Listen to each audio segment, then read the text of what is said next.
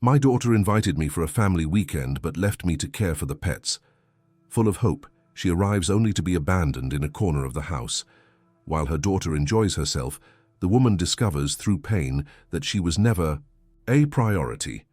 The disappointment runs deep, but the woman begins to realize that finally the time has come to take care of herself.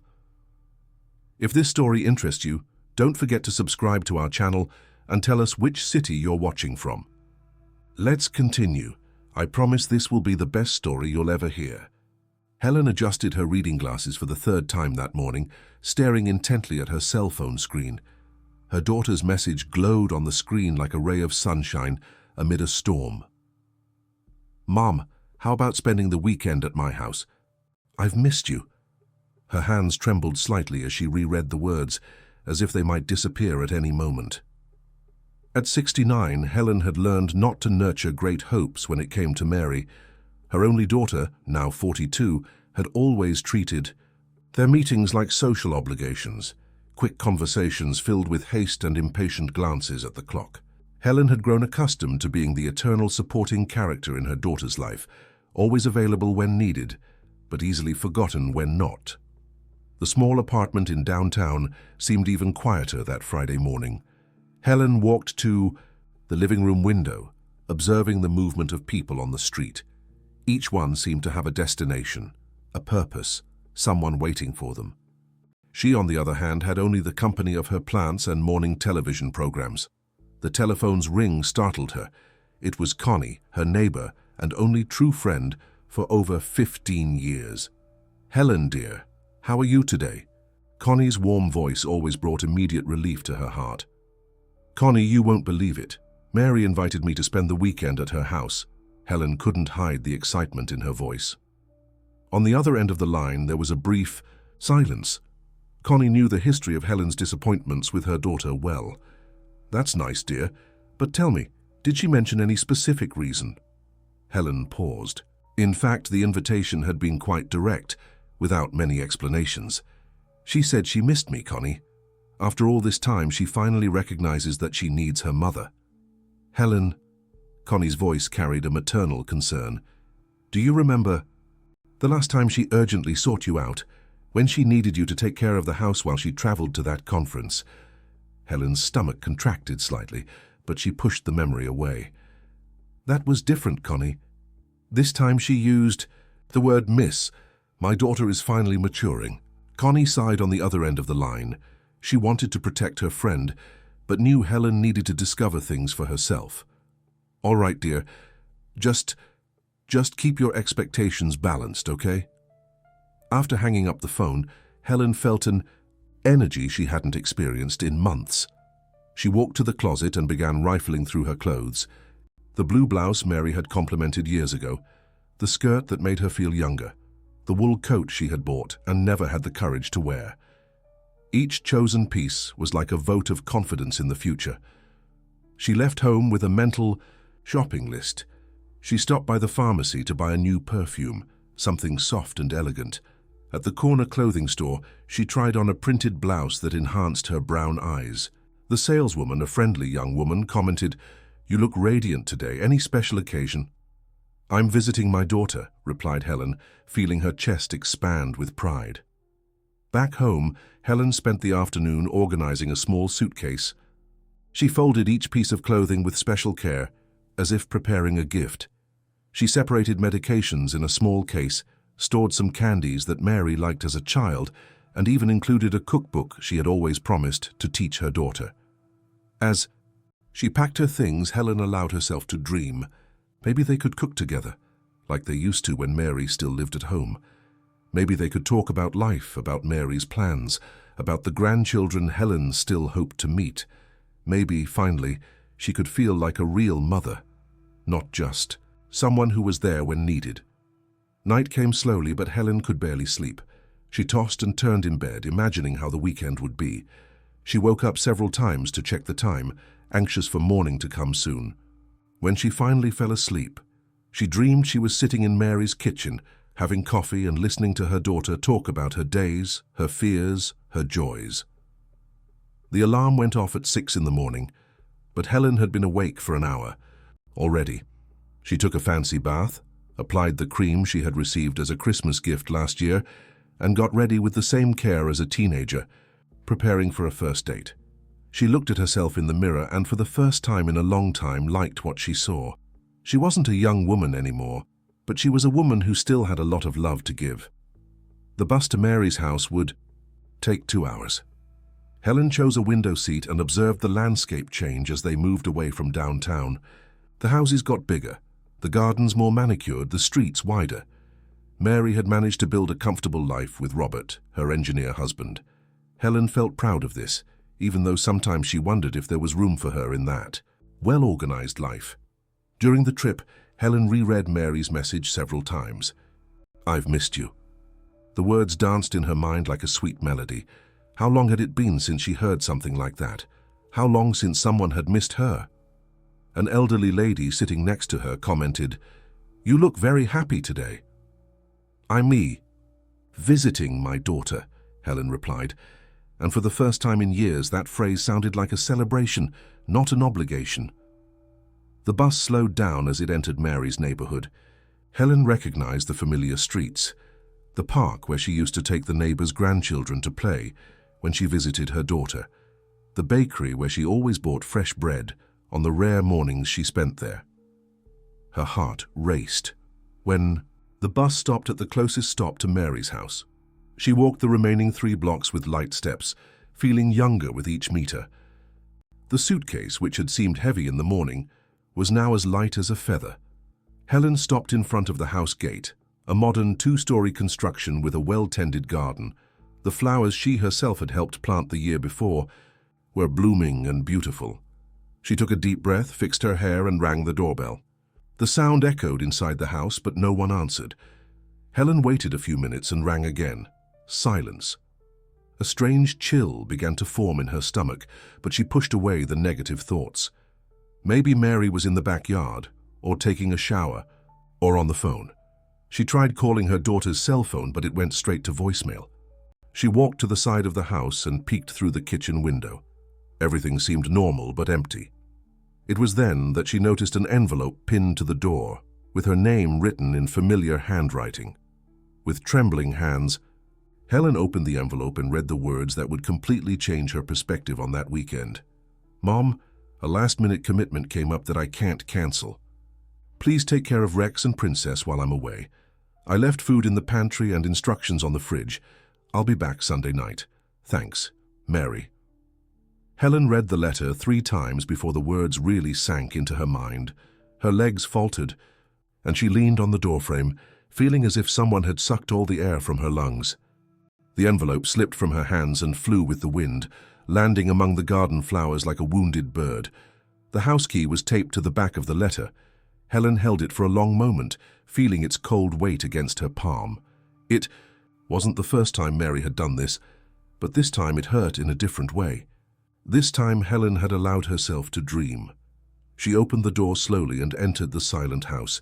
The familiar smell of lavender and cleaning products enveloped her, but instead of bringing comfort, it only intensified her feeling of emptiness. Rex, the 3-year-old golden retriever, came running to her, wagging his tail and jumping with joy. Princess, the white Persian cat, watched from the stairs with indifferent blue eyes. "At least you're happy to see me," muttered Helen, stroking Rex's head. The dog seemed to understand her sadness and nudged his muzzle against her leg as if trying to console her. Helen walked through the house, each room telling a story of abandonment. In the kitchen, she found the promised instructions: feeding, schedules, medications for Rex, the veterinarian's number, all very detailed, very practical. Nothing about when Mary would return, nothing about the supposedly urgent commitment, nothing to suggest that her daughter felt any remorse for having lied. She sat at the kitchen table and finally allowed the tears to come. They weren't tears of anger, but of deep disillusionment that seemed to spring from the depths of her soul. How many times had she deluded herself like this? How many times had she interpreted Mary's minimal gestures as signs of genuine love? Rex approached and rested his head on her lap, his brown eyes full of an understanding that Helen rarely found in humans. "You understand, don't you, Rex? You're also here waiting for her to come back." The phone rang, startling her. For a moment, her heart filled with hope. Maybe it was Mary explaining everything, apologizing, promising to return soon. But it was just an automated recording offering a credit card. Helen walked to the living room and let herself fall onto the soft sofa. Mary's house had always been impeccable, each object in its place, each cushion perfectly arranged. It was the kind of house that appeared in decorating magazines, beautiful but cold, organized but soulless. Nothing like Helen's small and cozy apartment, where each object had a history, each corner held a memory. She picked up the remote control and turned on the television, more to break the oppressive silence than out of real interest.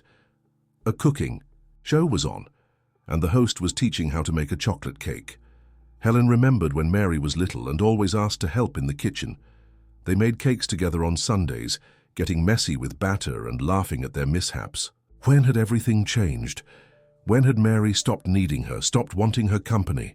Helen's stomach growled, reminding her she hadn't had lunch. She opened Mary's refrigerator and found it full of gourmet foods, expensive yogurts, imported, cheeses, fine wines, all very sophisticated, very different from the simplicity Helen was used to. She prepared a simple sandwich and sat back at the table, eating in silence while Rex watched her expectantly. "All right, you can eat too," she said, offering a piece of ham to the dog. Princess descended the stairs with feline elegance and joined them, showing a sudden interest in human company. For the first time since she arrived, Helen allowed herself to laugh. "You two are much better company than I imagined." The afternoon passed slowly. Helen fed the animals following Mary's detailed instructions, watered the garden plants, and organized some objects that were out of place. It was strange how taking care of someone else's house made her feel both useful and useless at the same time. Useful because she was doing something necessary, useless because she wasn't valued for it. When the sun began to set, Helen sat in the backyard with Rex at her side and Princess curled up in her lap. The garden was truly beautiful, with colorful flowers and a small fountain that made a relaxing sound. It was the kind of place where she imagined spending entire afternoons talking with her daughter, sharing stories and dreams. It was then that she decided to check Mary's social media. She took her cell phone and opened her daughter's Instagram, something she rarely did because it always left her sadder. The latest posts dated from a few days ago, photos from work, a selfie with Robert, an image of the sunset.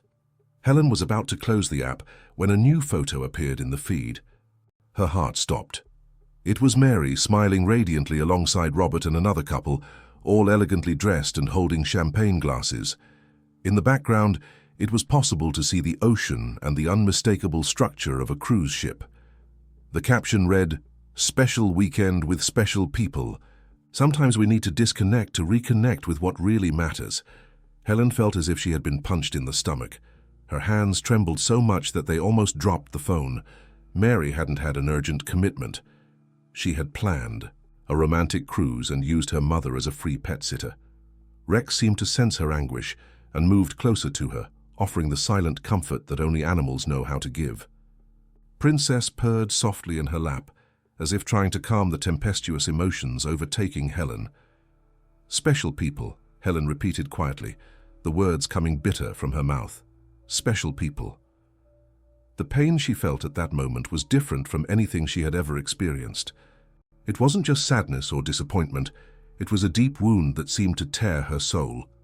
It was the pain of realizing that, to her own daughter, she was nothing more than a convenient employee, someone available to solve problems when necessary. Helen sat in the garden until night fell completely, watching the stars appear one by one in the dark sky. Rex fell asleep at her side, confident in her presence. Princess continued purring softly, creating a gentle soundtrack for her thoughts. For a moment, Helen considered packing her bags and leaving immediately, leaving a note for Mary explaining that she also had urgent commitments. But something stopped her. Maybe it was Rex's trusting look or the warm weight of Princess in her lap, or maybe it was something deeper, a need to fully understand the situation before making any decision. She rose slowly, carrying Princess in her arms, and entered the house with Rex following her steps. For the first time in many years, Helen didn't know exactly what she felt. The pain was there, intense and pulsing, but there was something more. A strange sense of liberation, as if she had finally seen the truth with complete clarity. Helen woke up on Saturday with a strange sense of calm. She had slept in Mary's guest room, an impersonal but comfortable environment, and for the first time in months she had slept deeply. Rex was lying on the rug beside the bed, and Princess had spent the night curled up at her feet. The morning light entered softly through the curtains, creating a golden pattern on the floor. Helen remained lying down for a few minutes, observing the dance of light and listening to the morning sounds of the neighborhood. Cars passing, birds singing, the distant barking of other dogs. It was a simple symphony that she rarely stopped to appreciate. She got up slowly and walked to the window. Mary's garden looked even more beautiful in the soft morning light.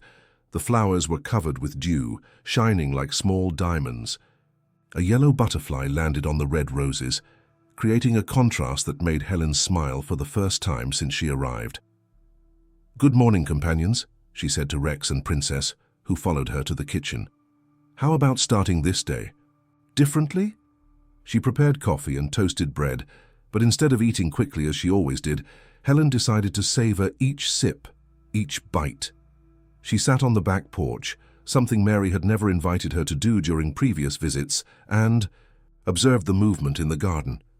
A hummingbird came to drink water from the fountain, and Helen was hypnotized by the grace of its movements. After coffee, something unusual happened. Instead of immediately starting the tasks of caring for the house and animals, Helen found herself exploring rooms she had never really seen before.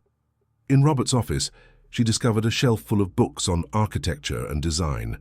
In the pantry, she found expensive and exotic ingredients that awakened her culinary curiosity. It was then that she found something that completely changed the course of her day. In the living room cabinet, half hidden behind some decorative objects, was an unopened painting kit. The paints, brushes, and canvases seemed to have been there for a long time, as if someone had bought them with good intentions but never found time to use them. Helen picked up the kit carefully, as if holding a treasure. It had been decades since she had painted. In her youth, before getting married and having Mary, she had dreamed of being an artist. She had even sold some small canvases at a local fair, but adult life with its responsibilities had swallowed that dream. "Why not?" she murmured to herself, taking the kit to the porch. She set up a small improvised studio on the garden table. Rex lay down beside her, watching with curiosity the movements of his new caretaker. Princess settled in a nearby chair, like an elegant supervisor. Helen began painting what she saw: the garden, the flowers, the fountain. Her hands, which had hardened with time and domestic work, gradually regained the lightness and precision they had in her youth. Each brushstroke seemed to release years of accumulated tension. As she painted, her mind began to wander. She thought about all the dreams she had abandoned to devote herself to family. She thought about how many times she had put herself second, always prioritizing the needs of others. She thought about how she had become invisible in her own life. The painting flowed naturally, as if Helen had never stopped practicing. The colors mixed on the canvas, creating tones she didn't even know she still remembered how to make. Mary's garden came to life through her brushes, but it was a more vibrant, more emotional version than reality. Around noon, Helen stopped to prepare lunch. But instead of making something simple and quick, she decided to try some recipes she had found in Mary's cookbooks. She chose a mushroom risotto that seemed challenging and interesting. Cooking became a meditation. Helen focused on each ingredient, each seasoning, each movement. Rex stayed by her side, earning small pieces of cheese that she accidentally dropped. Princess observed from atop the counter with the typical superiority of felines. The risotto turned out perfect. Helen served herself a generous portion and ate slowly, savoring each forkful. It was the first time in years she had cooked something special just for herself. She had always cooked thinking about what others would like, what would be practical, what would be economical.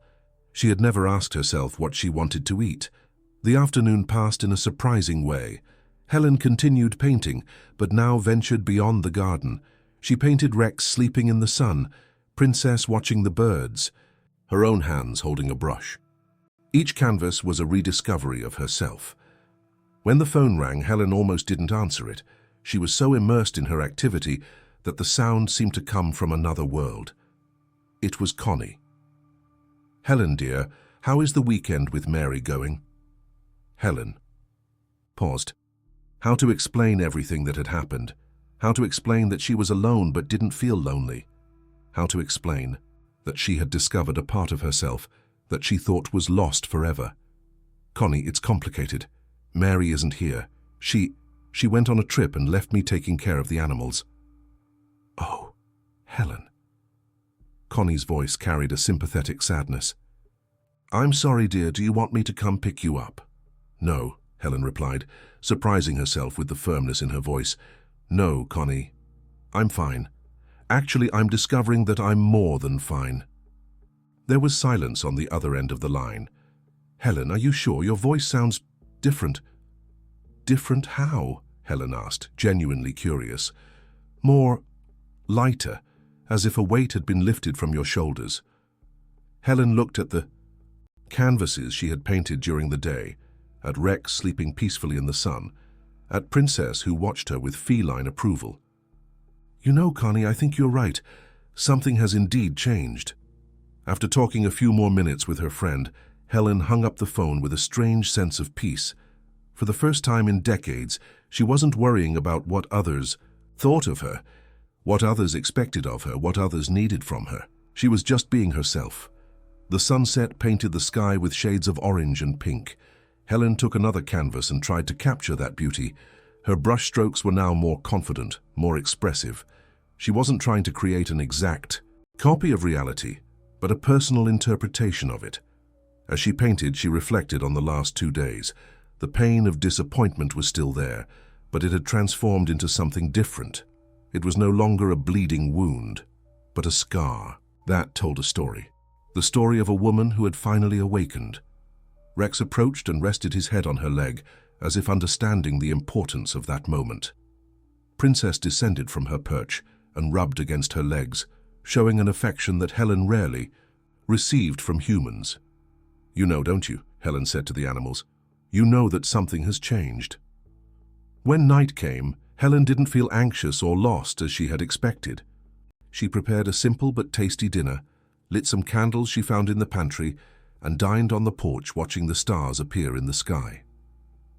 For the first time in her adult life, Helen was completely alone with her own thoughts, without the pressure of pleasing someone or meeting others' expectations, and she discovered that she liked her own company very much. Before sleeping, Helen looked once more at the paintings she had created. They weren't masterpieces, but they were authentic. They were hers. They reflected not only what she saw, but what she felt, and that, she discovered, made all the difference. She fell asleep that night with Rex at her feet and Princess purring at her side, knowing that something fundamental had changed in her life. She didn't yet know exactly what she would do with this discovery, but she knew she would never again be the same person who had arrived there the previous Friday. Sunday dawned with a cloudy sky that threatened rain. Helen woke up feeling different, as if she had been reborn during the night. She had dreamed of vibrant colors and infinite landscapes, dreams she hadn't had for decades. Rex and Princess seemed to perceive her transformation, staying closer to her than on previous days. Helen prepared her morning coffee with rituals she had developed over the last 2 days. Each gesture was deliberate, conscious, a celebration of simplicity. Sitting on the porch, contemplating her paintings from the previous days, she could hardly believe they were hers. There was a strength in them, a vitality that mirrored something that was being reborn within her. It was around 10 in the morning when she heard the familiar sound of Mary's car in the garage. Her stomach automatically contracted, a conditioned reflex from years of anxiety whenever her daughter arrived. But this time, along with the anxiety, there was something new, a serenity she had never experienced before. Helen didn't rush to arrange the paintings or hide evidence that she had done anything beyond caring for the animals. She remained seated on the porch, brush in hand, finishing the last details of a canvas that portrayed Princess watching the birds in the garden. Mary entered through the back door, carrying a small suitcase and sunglasses that hid eyes probably. Tired from the trip, she stopped abruptly upon seeing the scene, her mother painting calmly, surrounded by colorful canvases, with Rex sleeping in the sun and Princess curled up in a nearby chair. "Mom?" Mary's voice carried surprise and a hint of irritation. "What is all this?" Helen raised her eyes slowly, studying her daughter's face as if seeing her for the first time.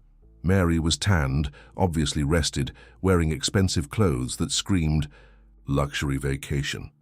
Her hair was perfectly arranged despite the trip, and her freshly done nails shone in the sun. "Good morning, Mary," Helen said with a calmness that surprised them both. "How was the cruise?" Mary's face lost its color. She opened her mouth to deny it, but something in Helen's serene expression made her hesitate. How did you know?" "Instagram."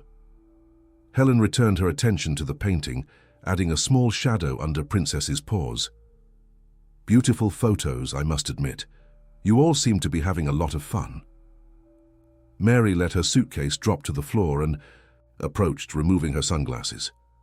Her eyes were nervous, preparing for a defense she didn't know how to articulate. "Mum, I can explain." "Can you?" Helen finally stopped painting and looked directly into her daughter's eyes.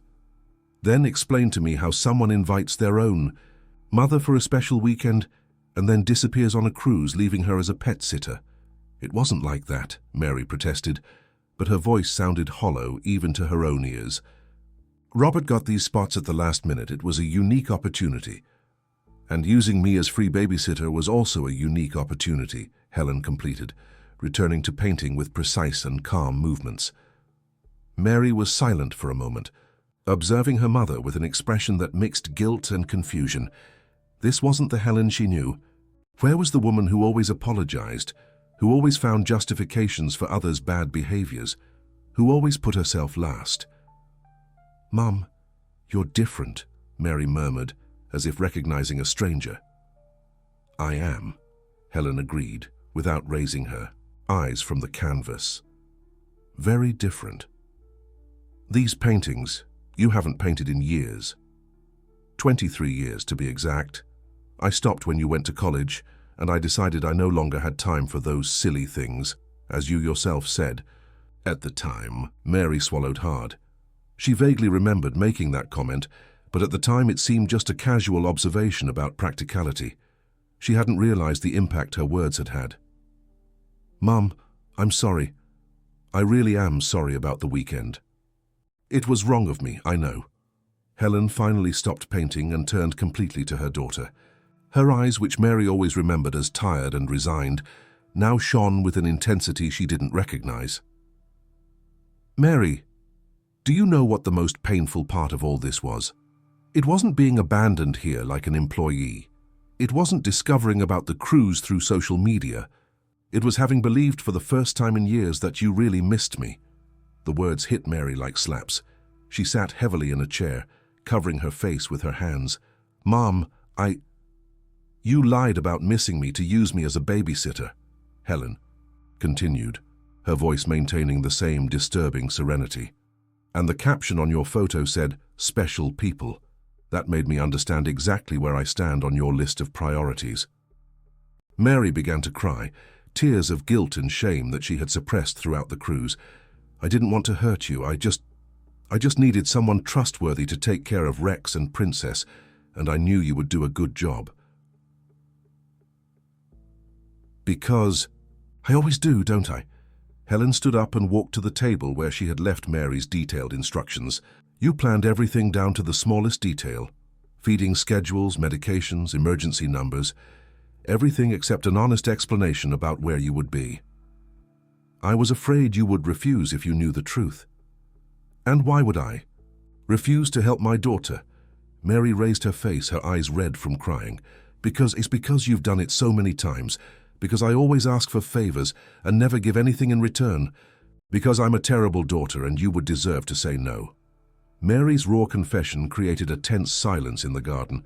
Helen observed her for a long moment, seeing not the successful adult woman, but the insecure child who had always hidden behind the coldness. "You're right," Helen finally said. "You are a terrible daughter, but not for the reasons you think." Mary blinked, confused. "You're terrible because you don't see me as a complete person," Helen continued.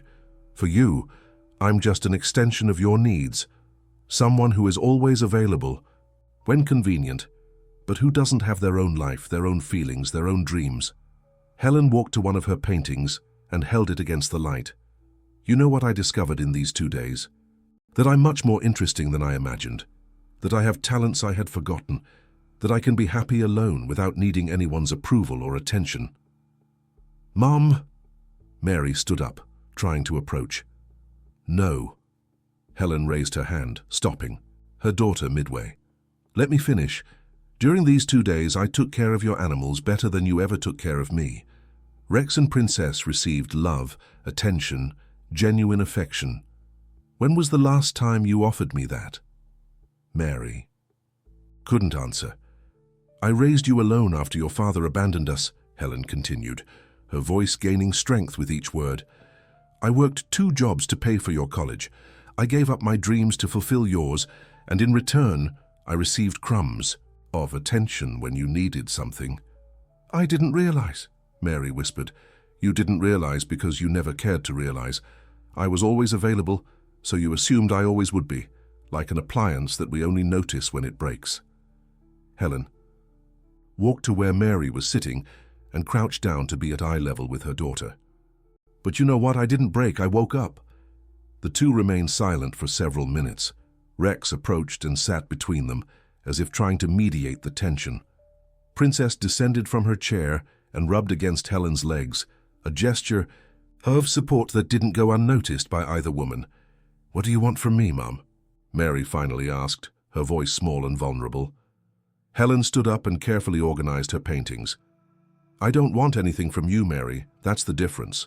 Throughout my adult life, I wanted your love, your attention, your recognition. Now I understand that these things cannot be asked for or forced. They have to be offered spontaneously, or they're worth nothing. So is what's going to happen now."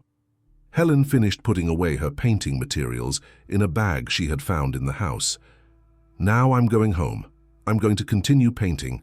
I'm going to resume hobbies I abandoned. I'm going to cultivate true friendships. I'm going to live for myself for the first time in decades. And me? And our relationship?" Helen stopped at the door and looked at her daughter one last time. "Our relationship will depend on you, Mary. If one day you want to get to know me as a person, not just as a service provider, I'll be open to that possibility. But I won't try alone anymore." Mary rose abruptly. "Mom, please don't go like this. We can talk. We can try."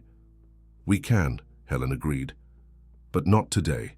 Today I need to process everything I discovered about myself, and you need to decide what kind of daughter you want to be." Helen said goodbye to Rex and Princess with genuine affection, quietly promising that she would visit them when they wanted, not when they were abandoned. She picked up her small suitcase and the bag with her paintings and walked toward the street. On the sidewalk, she stopped and looked back one last time. Mary was on the porch, looking small and lost.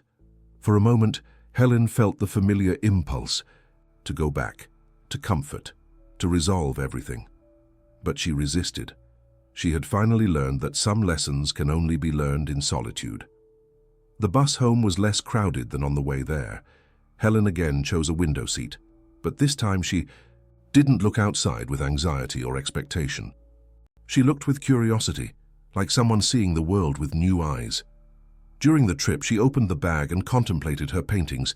They weren't perfect, but they were true, just as she was learning to be. Not perfect, but true.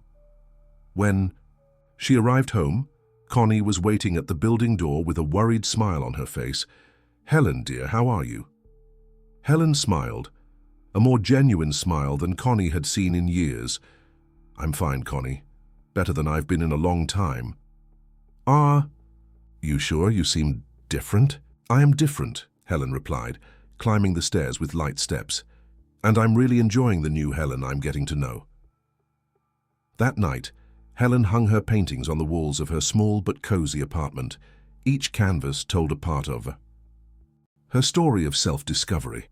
She prepared a special tea, sat in her favorite armchair, and opened a book she had bought months ago but never found time to read. For the first time in her adult life, Helen wasn't expecting anything from anyone. She wasn't waiting for a call, a visit, a recognition. She was simply being herself and discovering that this was more than enough. 3 weeks later, Mary appeared at her door, not with an emergency or a favor request, but with a bouquet of flowers and sincere tears in her eyes. Helen received her with courtesy, but also with the boundaries she had learned to establish. They talked for hours, and for the first time in decades it was a conversation between two adult women, not between a mother desperate for love and a daughter accustomed to receiving it without giving anything in return. The relationship between them didn't transform overnight. Real changes take time, patience, and mainly, genuine willingness from both sides. But Helen was no longer desperate for the outcome. She had learned that her happiness didn't depend on anyone's approval, not even the daughter she loved so much. Helen continued painting, rediscovered old hobbies, made new friends, and, gradually, built a life that was truly her own. And whenever she looked at her canvases, she remembered the weekend that changed everything, when she was abandoned as a pet sitter and found herself. The end. Dear listeners, we hope that Helen's journey has touched your hearts and inspired you to reflect on your own relationships. This story reminds us that it's never too late to rediscover who we truly are, and that our worth doesn't depend on others' approval. To continue this emotional journey with us, we've prepared a special playlist with equally touching stories. You can find it by clicking here. If this story moved you, don't forget to subscribe to our channel and leave your like on the video. Every day we bring unique narratives that explore the complexity of human relationships and the power of personal transformation. Don't miss our upcoming content and tell us in the comments, have you ever experienced a moment